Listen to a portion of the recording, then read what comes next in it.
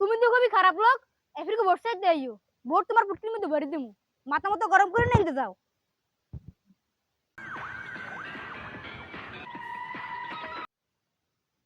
আরে মেম্বার সাহেব, আপনি তো জানেন ওর বাড়ি 200 ভোট, তাও আপনি ওর চাতাইতে গেলেন কে?